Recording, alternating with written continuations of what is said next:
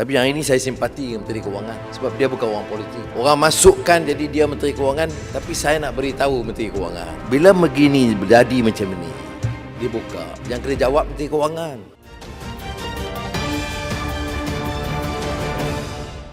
Menteri Kewangan Tengku Datuk Seri Zafrul Abdul Aziz digesa membatalkan peruntukan belanjawan 2021 bagi penubuhan semula Jabatan Hal Ehwal Khas, Jasa dan Penggerak Komuniti Tempatan PEKT. Ketua Pembangkang Datuk Seri Anwar Ibrahim menyifatkan peruntukan itu terpaksa diletakkan oleh Tengku Zafrul dalam belanjawan 2021 dibentangkan Jumaat lalu. Peruntukan jasa yang dimasukkan dan peruntukan KPKT bernilai 8.6 juta ringgit itu menjadi bualan hangat dibicarakan ketika membahaskan rang undang-undang pembekalan belanjawan 2021 di Dewan Rakyat. Ahli Parlimen Port Dickson itu berkata sepatutnya peruntukan itu boleh disalurkan kepada perkara lain yang lebih memerlukan. Namun Anwar Ibrahim melahirkan rasa kasihan terhadap Tengku Datuk Seri Zafrul Abdul Aziz kerana beliau bukanlah orang politik. Menurut bahasnya, sebagai sahabat yang bersimpati, batalkan sahaja peruntukan tertentu itu. Menurut Anwar Ibrahim, kerajaan perlu pertimbangkan langkah perluasan moratorium walaupun ia mungkin akan menyebabkan penyusutan keuntungan untuk sektor perbankan di negara ini. Ahli Parlimen Port Dickson itu berkata, berdasarkan laporan yang diterima, keuntungan sektor perbankan setiap tahun dianggarkan sekitar 30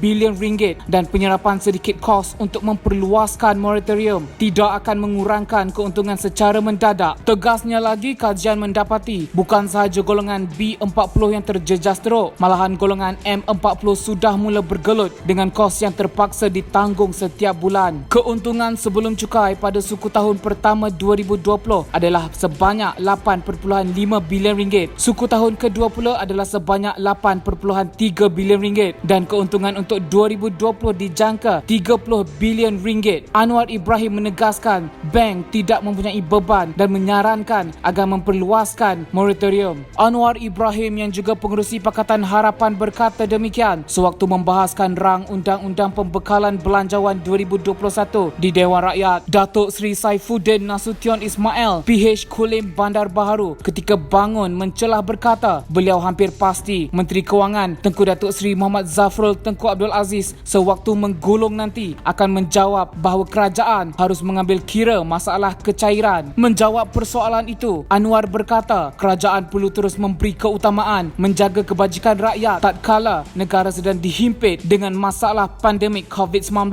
Menyambung perbahasan, Anwar Ibrahim berkata beliau juga turut menzahirkan kegusaran terhadap peningkatan perbelanjaan pembangunan CAPEX dalam belanjawan 2021 iaitu sebanyak 69 bilion ringgit. Ujarnya lagi, lebih baik peningkatan perbelanjaan pembangunan itu diasingkan dan dimasukkan ke dalam kumpulan wang COVID-19. Antara perkara yang dibangkitkan Anwar ialah mengenai unjuran pertumbuhan ekonomi negara pada 2021 iaitu pada kadar antara 6.5% hingga 7.5% yang beliau sifatkan tidak realistik dan bercanggah dengan ramalan beberapa badan kewangan. Anwar Ibrahim menyentuh anggaran kutipan cukai korporat untuk tahun 2021 iaitu sekitar 64.6 bilion ringgit. Unjuran tersebut tidak munasabah selepas mengambil kira kesan hebat COVID-19 ke atas ekonomi negara seperti penutupan syarikat-syarikat, pembuangan pekerja dengan jumlah yang banyak dan sebagainya. Dalam keadaan sekarang, terlalu banyak persoalan, unjuran, peruntukan COVID-19,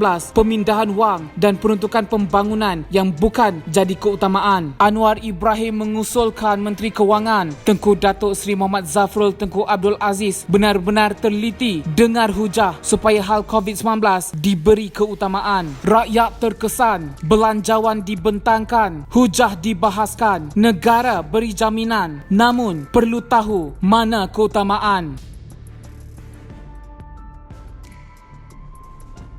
Untuk info dan perkembangan politik yang lebih menarik, sila subscribe, share dan like saluran TV One Channel.